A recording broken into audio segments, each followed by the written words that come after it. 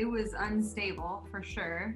We moved 10 times in 9 years, faced displacement for a short period of time due to mold in our apartment with a newborn. We also were in another rental property where our son was subjected to lead poisoning. So we've been through the full gamut, and we know it's not an unusual story. Mm-hmm. Yeah, and it was really unstable in that, we were moving so often that it was really difficult to, feel like we were in our home whenever we'd move so often. Yeah, so we really felt empowered by Habitat going through all the home education programs, and we quickly learned that Habitat wasn't an organization that just gives out free handouts. So it was a true partnership, which we really benefited from,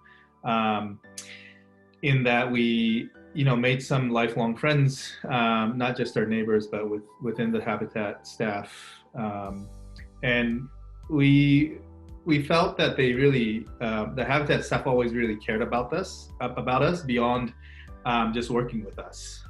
Mm-hmm. And that certainly transcended that period of time where we were doing the homeowner education series. Even now, we can knock on their door and ask questions if we feel that we need support, and that certainly sets them apart, in my opinion.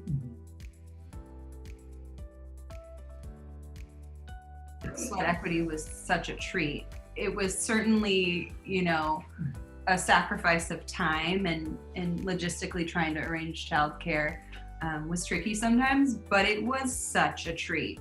I would tell people off the build site that I encountered that take heart, there are good things happening in this world, because when you would go to the build site, everyone's wearing their grubby clothes, no matter where you are, what your socioeconomic status is, it didn't matter. It was just everyone linked arm in arm, making lots of small, ordinary tasks amount to something amazing. Yeah, and I mean, it was just so exciting to be a part of, building your own home, right? I mean, how many people can really say that?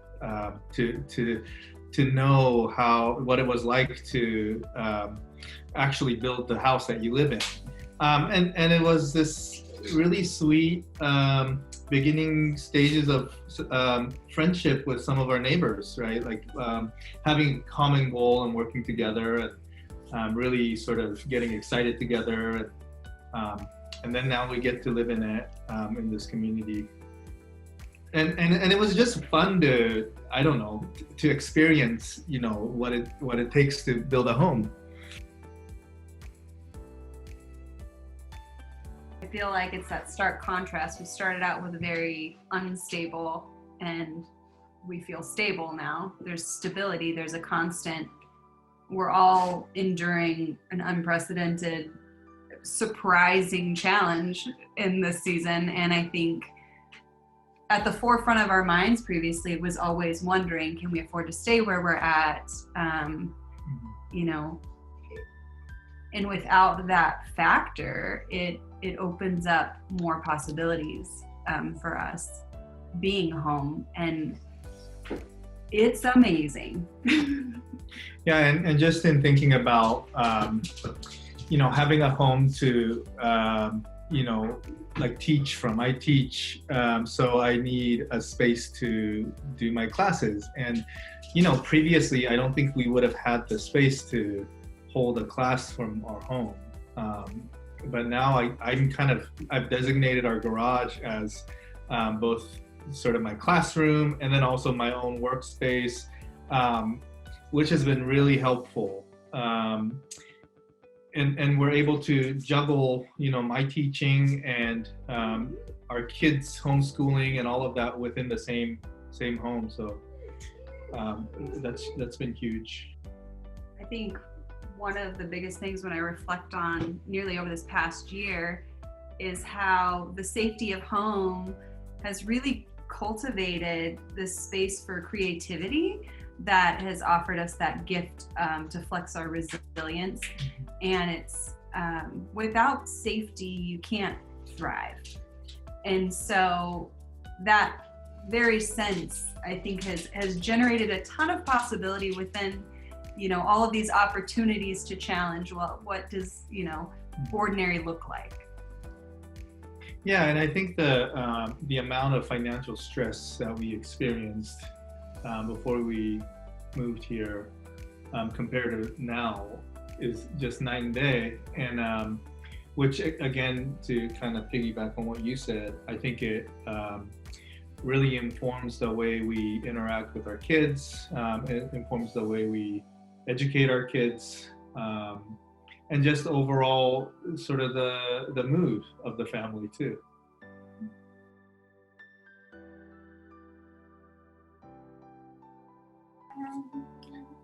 Our backyard and Backyard and our room, she said.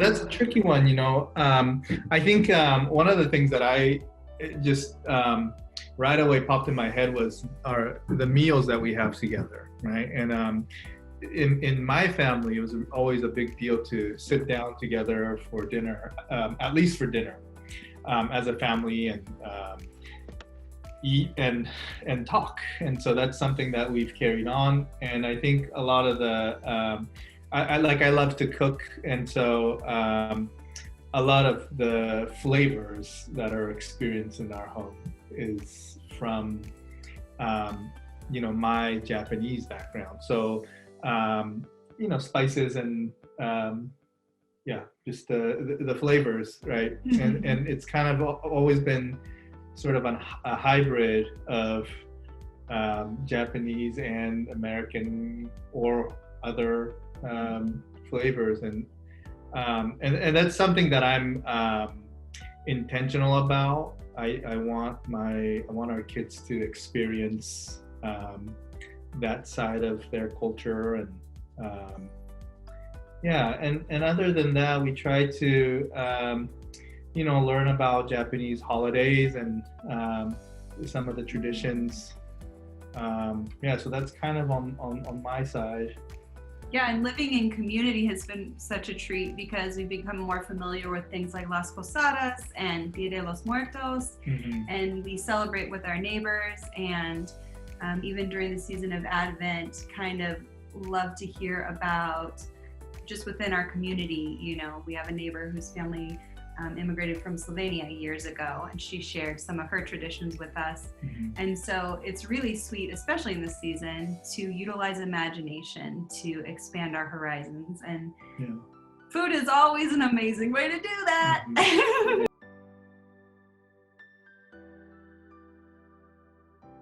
This year we stayed here, and I don't know, do you want to talk about what you talked about? Right. Well, we were talking about how our kind of piggybacking what we were talking about a moment ago with food. Our Christmas table is unique, right? Because it's a little bit of various cultures coming together, but also because most of all of us had to spend Christmas just in our homes without extended family and everything. We were really struck by the fact that we never feel alone, because within all of our walls, hundreds of volunteers have not only written blessings, but they have poured their time and energy into making the space that surrounds us. And so it's truly remarkable. And it makes moments like that, and certainly this season, all the sweeter. And holidays are when we tend to think about that, when we reflect on the things that we are thankful for, or what it's been like to get to where we are now. All the support and all of the just generosity of people, giving their time and resources to help us to get to where we are now. I mean, I really think we're sort of living it. Before our involvement with Habitat, I think we had just kind of given up on that that dream. I mean, I didn't anticipate being able to, purchase a home, let alone in an area like this. And as sort of, people who have kind of figured out how to, sort of survive, that's all I expected. Owning a home was just not even a thought. But now that we're on this side, I think this is the dream. I think this is the American dream that I once dreamed of as a kid. And then when I think about the American dream, I think about our kids, having a stable, healthy home for them to grow up in, that will continue to sort of cultivate who they are, who they're going to become. And one day they will hopefully experience their own accomplishments of an American dream, I guess. We're in this tight-knit community, which I know is not necessarily the same for every habitat build. The way our community was designed, it's been really impactful for me to see a different reality of understanding this interconnectedness of people that weather storms together, that pass meals to one another, that break past traditional barriers where you might move into, which is still fantastic to move into a neighborhood and own your own home.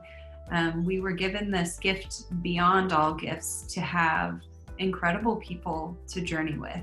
And that's a dream for me, to see how connectedness and relationship is something that we carry with us always, regardless of the space that we're in.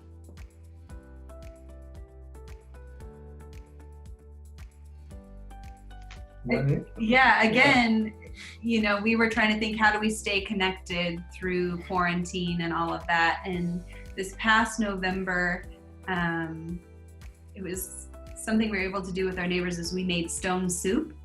And so throughout the week, the neighbors would check in their cupboards and their fridge, see what they had, and everyone dropped off a little something.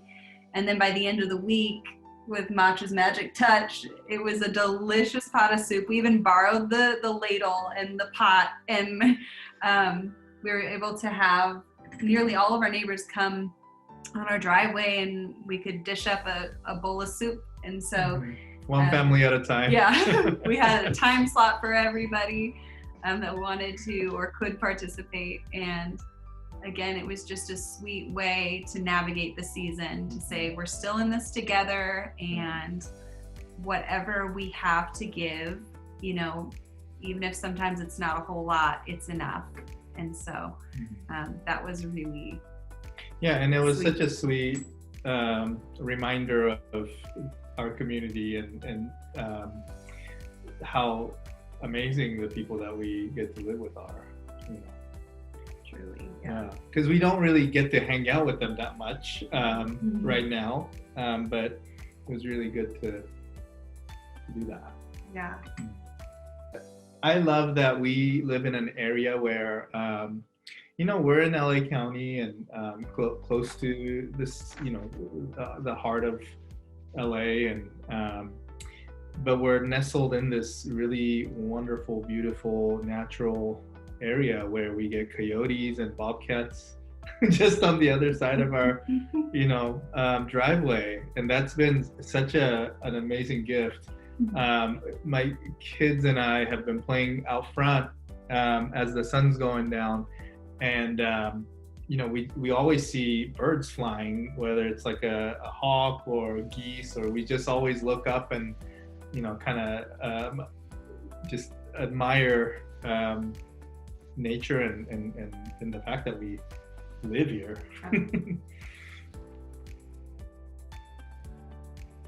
I would say you should meet my neighbors.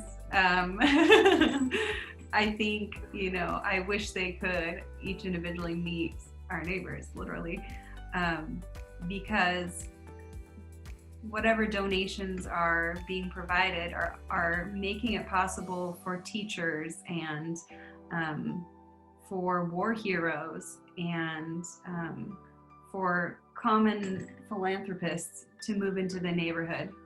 And it's really making something possible that would be impossible for most of us. Yeah, I would say this is an opportunity for you to literally change lives, and in a big way. And every donation, every hour of volunteering helps in actualizing dreams of families.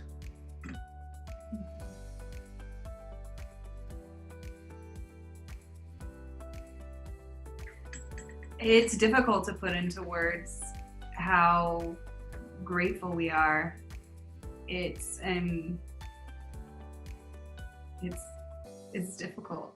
We're really thankful. I can't express that enough.